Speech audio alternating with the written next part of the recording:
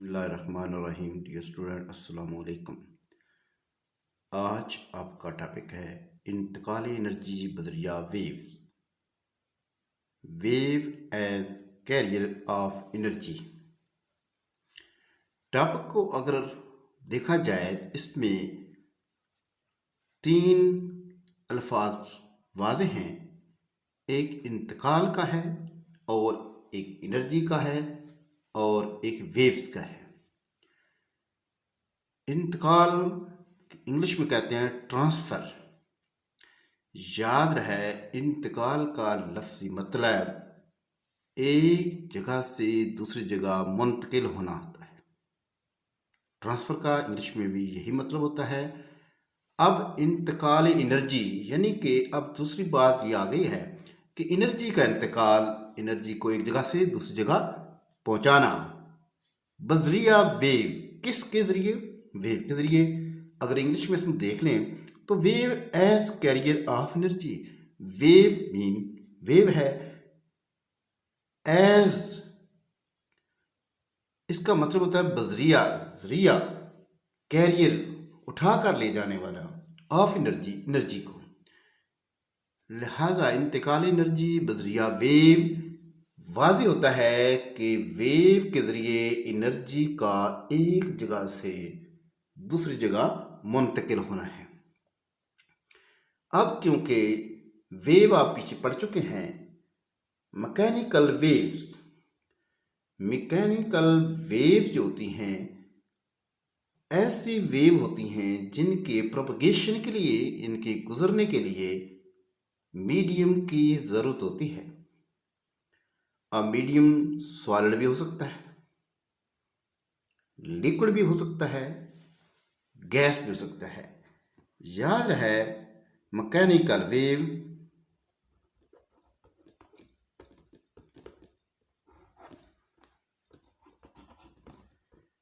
के लिए मीडियम की जरूरत होती है।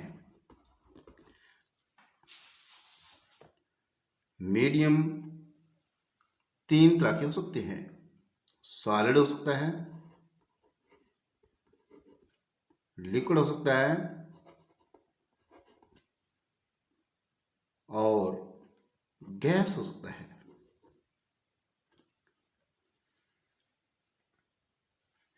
Gas, liquid, solid. लिक्विड टू माया, सॉलिड ठोस, गैस हवा वगैरह हो सकती है। अब हम इनको, अगर सबसे पहले हम सॉलिड के अंदर इसका कंसेप्ट देखें तो सॉलिड के अंदर अगर हम एक स्प्रिंग ले लेते हैं, स्प्रिंग ले लेते हैं, रूप ले लेते हैं, रस्सी ले लेते हैं, तो उसको जब हम किसी स्पोर्ट के साथ, अगर ये स्पोर्ट है कहीं, इसके साथ हम बांध देते हैं और यहाँ पे हाथ से पकड़ लेते हैं। अगर हम हाथ से इसको मूव कराते हैं, हाथ को ऊपर नीचे हरकत देते हैं, अगर हम इसको ऊपर खींचते हैं फिर नीचे खींचते हैं, तो पहला जो पार्टिकल है रूप का, स्ट्रिंग का या स्प्रिंग है जो भी, उसको एनर्जी मुंतकिल होगी। अब ये एनर्जी नेक्स्ट पार्टिकल को मुंतकिल होगी तो ये पार्टिकल इस तरह ऊपर उठ जाएगा और वो एनर्जी नेक्स्ट पार्टिकल को मुंतकिल होगी और नेक्स्ट आगे मुंतकिल करता जाएगा। इस तरह वेव पैदा हो जाएगी और वेव इस तरह नीचे की तरफ से होती हुई फिर इस तरह आगे मुंतकिल होती जाएगी। क्यों? जब हम इसको ऊपर उठाएंगे तो इसका ऊपर वाला हिस्सा होगा, दोबारा हम वापस हाथ लेकर आएंगे तो इसका नीचे वाला पार्ट बन जाएगा। इस तरह हम हाथ को ऊपर नीचे हरकत देते रहेंगे और इसमें वेव पैदा होती जाएगी और वेव आगे मुंतकिल होती जाएगी। इस तरह क्यों? जैसे कि हमने हाथ से अपने मस्कुलर एनर्जी को, मस्कुलर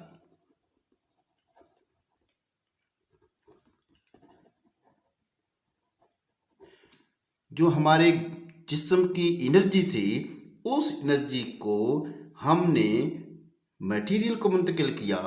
मटेरियल जो था, रस्सी थी या आपके सामने स्ट्रिंग था, जो भी था, उसके पार्टिकल को मुंतकिल हुई। पार्टिकल वो एनर्जी आगे नेक्स्ट पार्टिकल को मुंतकिल करता है, नेक्स्ट आगे नेक्स्ट को मुंतकिल करता है। तो इस तरह ये एनर्जी आगे ट्रांसफर होती जाती है। अगर हम इसको हाथ को ज़्यादा तेज़ी से घुमाएंगे तो ये वेव की तादाद ज़्यादा बन जाएगी, इसकी फ्रीक्वेंसी बढ़ जाएगी। अगर हम हाथ को बहुत बुलंद लेकर फिर बहुत नीचे लेकर आते हैं तो ऐसे अगर हम इस रस्सी को इस तरह हाथ पकड़कर बहुत ऊपर ले जाते हैं और फिर बहुत नीचे लाते हैं तो इसमें बहुत बुलंद वेव पैदा होगी। तो इस तरह इसका जो एम्पलीट्यूड है वो ज़्यादा हो जाएगा। एम्पलीट्यूड मीन कि जो आपके मेन पोजीशन से एक्सट्रीम पोजीशन तक जो डिस्टेंस है, जो बुलंदी है, उसे हम एम्पलीट्यूड कहते हैं। ये इसका एम्पलीट्यूड है।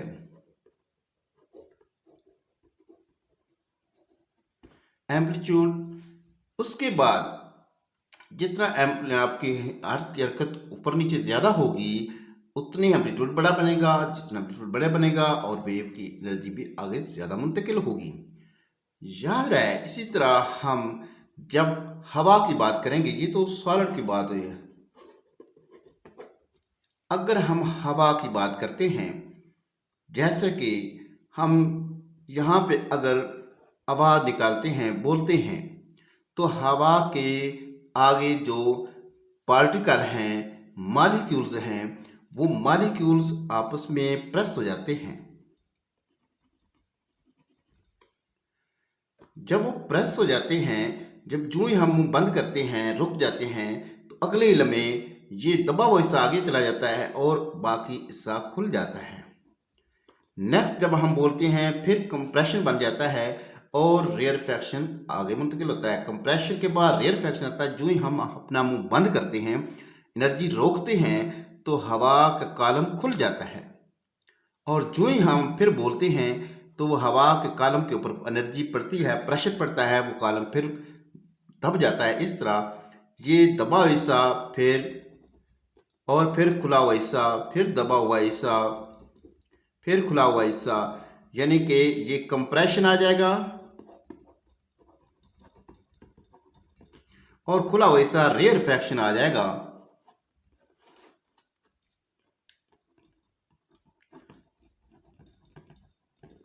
कंप्रेशन और रेयरफैक्शन आगे मुंतकिल होते जाएंगे। जितना आप तेजी से बोलेंगे उतना तेजी से कंप्रेशन रेयरफैक्शन बनते जाएंगे। इसी तरह नेक्स्ट हम बात करते हैं लिक्विड की। जब लिक्विड की बात करेंगे तो लिक्विड में जो आपके सामने डायग्राम आ रही है, इस डायग्राम को देखें तो ये पानी का एक टब है या तालाब है। इसके अंदर एक छोटा सा पत्थर फेंका जाता है सेंटर में। पत्थर जब अपनी एनर्जी पानी को मुंतकिल करता है, वो एनर्जी वेव की शक्ल में आगे मुंतकिल हो जाती है। अगर रास्ते में हम छोटा सा कार का पीस, जिस तरह डायग्राम में नजर आ रहा है, कार का पीस हम उस पानी के अंदर रख देते हैं, जो ही वेव उस कार के पास से गुजरेगी तो कार का पार्टिकल या कार का टुकड़ा अप एंड डाउन मूवमेंट करेगा और वेव आगे गुजर जाएगी। इससे पता चला कि ये वेव जो थी, इसके पास एनर्जी थी। किसकी एनर्जी थी? जो पत्थर फेंका था, पत्थर की एनर्जी वेव की शक्ल में मुंतकिल हो रही है और उसने कार के पीस को हरकत दी है अप एंड डाउन, और वो कार अपनी जगह पे ऊपर नीचे से वाइब्रेट किया और वेव आगे मुंतकिल हो गई। अब अगर इस पत्थर की जगह इससे ज़्यादा हैवी पत्थर फेंका जाए तो डेफिनेटली वेव के जो एम्पलीट्यूड होगा वो बुलंद होगा, ज़्यादा होगा, और जब वो कार के पार्टिकल के या कार के टुकड़े के पास से गुजरेगी तो उसका जो वाइब्रेट करने का जो हीता होगा या उसका एम्पलीट्यूड होगा वो ज़्यादा हो जाएगा, क्योंकि अब एनर्जी ज़्यादा आई है। इससे ये भी पता चला कि जितने ज़्यादा एनर्जी होगी उतने ज़्यादा इस वेव पानी के अंदर उसका एम्पलीट्यूड भी बड़ा होगा। यही वजह है जब पानी के अंदर, समंदर के अंदर जितनी ज़्यादा गहराई होती है वो वेव बड़ी बनती हैं, और वो वेव जब आगे मुंतकिल होती हैं तो बड़े बड़े जहाज़ों को डुबो लेती हैं। क्यों? उसके पास एनर्जी बहुत ज़्यादा होती है। इनसे तीनों एग्जाम्पल से पता चला कि wave as a carrier of energy, wave energy को एक जगह से दूसरी जगह मुंतकिल करती हैं। वेव के जरिए इंतकाल एनर्जी होता है। इन एग्जाम्पल के अंदर देखें, सॉलिड में देखा, गैस में देखा, और अभी लिक्विड में हम देख रहे हैं कि जो पार्टिकल मीडियम के होते हैं वो आगे मूव नहीं करते, वो अपनी जगह वाइब्रेट करते हैं और वेव आगे एनर्जी को लेकर मुंतकिल हो जाती है। लिहाजा एनर्जी वेव की शक्ल में मुंतकिल होती है, इस पे पार्टिकल अपनी जगह से मूव करके नहीं जाते। यहाँ तक तो ये कंसेप्ट क्लियर हुआ कि एनर्जी जो है वो वेव की मदद से एक जगह से दूसरी जगह मुंतकिल होती है। अब नेक्स्ट इसका ये देखा जाएगा कि ये एनर्जी जो है वेव के जरिए जब मुंतकिल होती है तो ये डिपेंड कैसे करती है, किन किन चीज़ों पर इन्हिसार करती है। Number one, distance of the wave from rest. जो आपने जहाँ से पकड़ा हुआ है और जहाँ पे उसने जाकर रुक जाना है उसके दरमियान जितना डिस्टेंस ज़्यादा होगा, यानी वाइब्रेटिंग, या जहाँ पे आप उसको घुमा रहे हैं हाथ से, या जहाँ पे आप बोल रहे हैं, जहाँ पे आपने पत्थर फेंका है, उस जगह से लेकर जहाँ तक एनर्जी मुंतकिल करनी है उसके दरमियानी फासला जितना ज़्यादा होगा उतनी कम एनर्जी मुंतकिल होगी। मतलब एनर्जी बजरिया वेव जो है वो डिस्टेंस के साथ बराह रास्त नहीं बिलअक्स मुतनासिब है। Energy in the form of wave is directly proportional, not is inversely proportional to the distance. जितना ज़्यादा डिस्टेंस होगा उतनी ही कम एनर्जी मुंतकिल होगी, जितना कम डिस्टेंस आप लेंगे उतनी कम एनर्जी मुंतकिल होगी। सेकंड इसका ऑप्शन है एम्पलीट्यूड। एम्पलीट्यूड पहले भी इस वीडियो के अंदर समझाया जा रहा है कि मेन पोजीशन से अपवर्ड या डाउनवर्ड जो मैक्सिमम पॉइंट होता है उस तक का जो फासला होता है, जो बुलंदी होती है, जो गहराई होती है, उसे एम्पलीट्यूड कहते हैं। याद रहे जितना एम्पलीट्यूड ज़्यादा होगा उतनी एनर्जी ज़्यादा मुंतकिल होगी, जितना एम्पलीट्यूड कम होगा उतनी एनर्जी कम मुंतकिल होगी। Energy transferring is directly proportional to the amplitude of the waves. If amplitude is larger, then wave energy is greater. If amplitude is smaller, then energy will be lowest amount of transfer. Third one, frequency. अगर किसी भी wave के पैदा होने के दौरान उसकी frequency ज़्यादा आप कर देते हैं, यानी कि आपके हाथ की हरकत, आपके मुंह बोलने की हरकत या पत्थर फेंकने की स्पीड जो है वो ज़्यादा तेज़ कर देते हैं, इससे क्या होगा, वेव की तादाद पर सेकंड ज़्यादा हो जाएगी। जितनी वेव की तादाद पर सेकंड ज़्यादा होगी उतनी एनर्जी ज़्यादा मुंतकिल हो सकती है। इसलिए energy directly proportional to the frequency, energy frequency के बराह रास्त मुतनासिब है। frequency of the wave is greater, then energy will be greater. If frequency is smaller, then energy will be small amount. इस तरह हमें इस टॉपिक से पता चलता है कि एनर्जी वेव के जरिए मुंतकिल होती है, सॉलिड में भी, गैस में भी और लिक्विड में भी। तीनों के एग्जाम्पल हमने डिस्कस किए हैं। और उसके बाद ये नतीजा निकलता है, ये 3 चीज़ों पर डिपेंड करती है। जैसे कि डिस्कस कर दिया हमने कि आपके जहाँ से आप एनर्जी मुंतकिल कर रहे हैं, सोर्स ऑफ एनर्जी, वहाँ से रेस्ट पोजीशन तक जहाँ तक आपने पहुँचानी है, दरमियानी फासला ज़्यादा हो एनर्जी कम मुंतकिल होगी, दरमियानी फासला कम हो एनर्जी ज़्यादा मुंतकिल होगी। एम्पलीट्यूड पे बात की, एम्पलीट्यूड जितना ज़्यादा होगा एनर्जी उतनी ज़्यादा मुंतकिल हो सकती है।